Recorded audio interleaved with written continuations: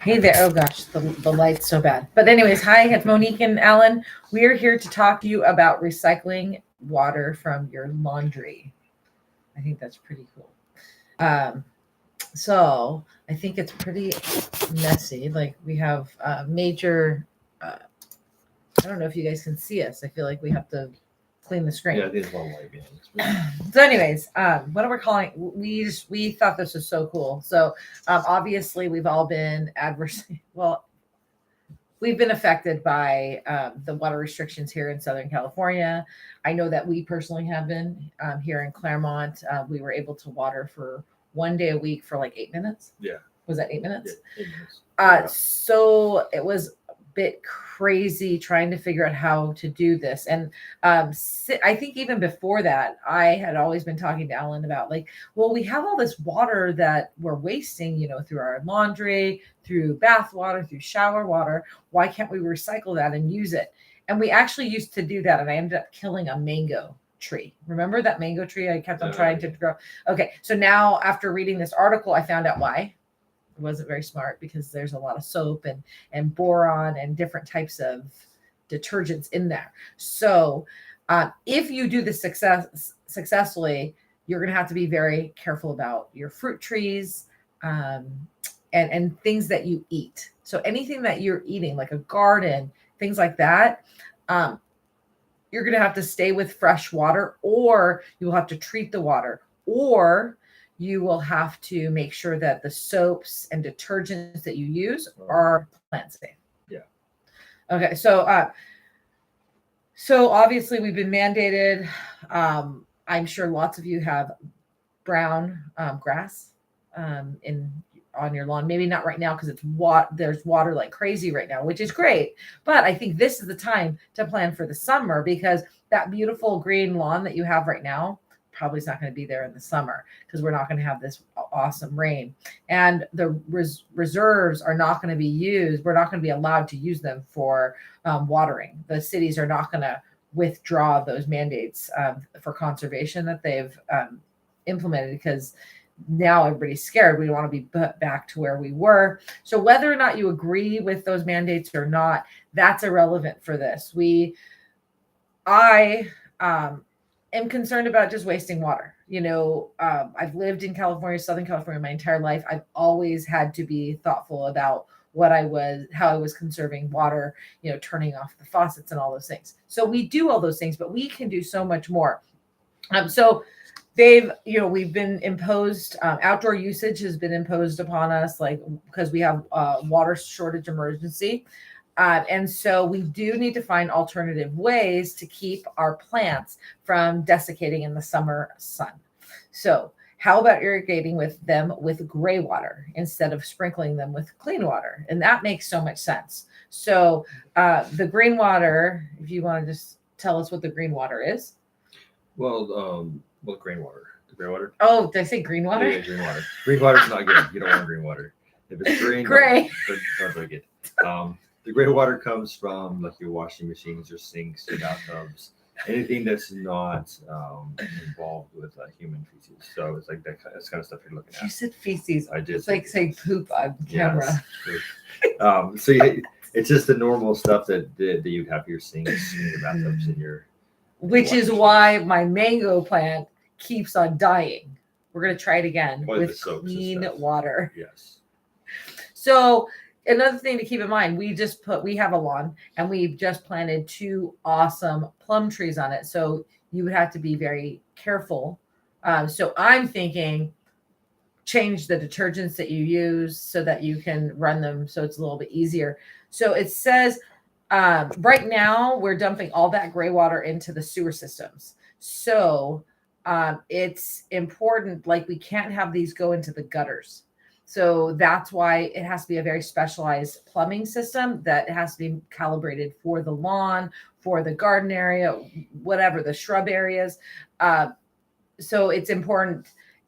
Putting this water into the gutter is a big no-no, and you can be penalized for it. So make sure you don't do that. But it's good to it's really important to know how much water we're actually generating from just our laundry alone. It's like 15 to 40 gallons, and depending on your design, that that would be in a year about like thousands of gallons of soapy water. And so that's enough to keep a number of trees, shrubs, and other plants happy. And if you're really ambitious, you can build a system that pipes all your home's gray water to the roots of your lawn. And again, if it's green, don't use it. That means it has like food in it. And if it has food in it, you can't use it.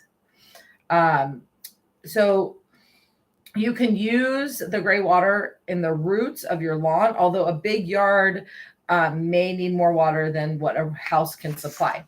So, and there, I'm going to talk later about like how you can actually replumb your entire house to accommodate for gray water.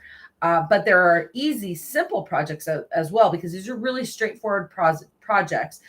They're not as simple as installing a new faucet or planting a garden, but if you can, you know, put in a new window, or if you've done landscaping, like putting in a new sprinkler system, you can definitely do this. And you know, you may need help, you may not. And this project doesn't necessarily need a city permit, but definitely check with your city. Yes. So there are critics of gray water, and they're saying like through seepage through the lawn, and it still gets into the water. And then like the Los Angeles Department of Water and Power actively promotes gray water projects as a way to reduce water use. So what does gray water system involve? So it involves, okay, so wait. So again, I'm going to stress, gray water is a huge no for surface watering. So you're going to have to be prepared to build a new irrigation system. Kind of like, you know, if you did like a pump or whatever. But so unlike the water supplied by your local utility, gray water is rich in chemicals that feed microbes. So it cannot be allowed to flow into the gutters or storm sewer, nor do you want it pooling in your yard, so where it can breed mosquitoes.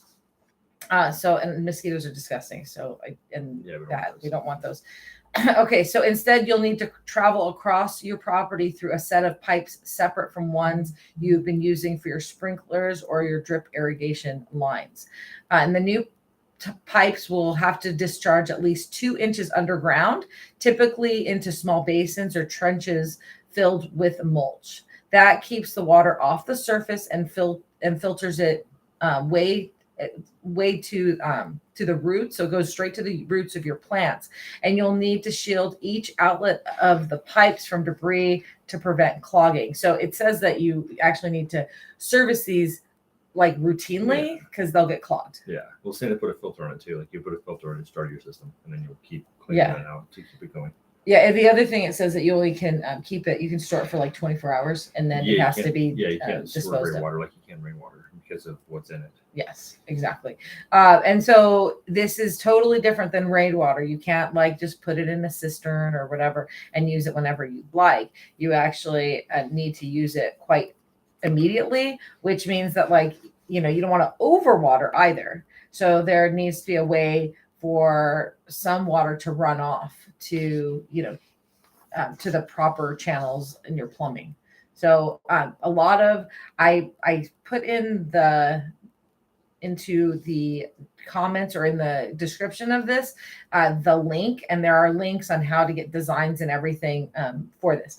But for less complicated gray water systems, they rely on gravity to distribute the water pumped out by a washing machine, while larger systems with storage tanks have their own pumps. So obviously you can be pretty simple about this, and it can get pretty complicated. And then it has to have a system that will need a valve that can direct gray water into the sewer when it's not needed, just as like I said. So if there's any excess, it has to be able to go somewhere else because it cannot be stored. Yeah, they said for overflow, or if you plan to use bleach in your wash to like get your whites, you know, clean, you can't put that into the ground. So that needs to go down this line. So we're just not going to use bleach anymore. Yeah, we don't use it for that. And we don't use it. Yeah. So like a basic system, the equipment is going to cost you about $200. And this is from Laura Allen. She's the co-founder of educational group called Gray water action. And if you hired someone to do it, it's going to cost upwards of like $2,000. I have a lot of children. I will just have them do it. It's a great learning project, like Legos, like putting Legos together. It's great. We can definitely do that. And then in Los Angeles, the City Department of Building and Safety has tried to simplify the process of adding a basic gravity-based system to your yard by providing instructions and standard plans on its website. So look out for that. That link is in the article that I provided. It's also, it is advisable that when you're using anything that's close to your washing machine, it can only be within 50 feet of the washing machine, because otherwise it's not going to get to where it's intended. Yeah, you'd have to have a pump. You'd have to make it more complex for a pump system. Yes, exactly. So it says like what plants would be appropriate. We already talked about like things that you would eat that I guess it's too salt, like there's too much salt and different types of components that really are not good for the fruit trees and gardens. But it says that they're ideal for larger structural plants such as trees, bushes, and shrubs.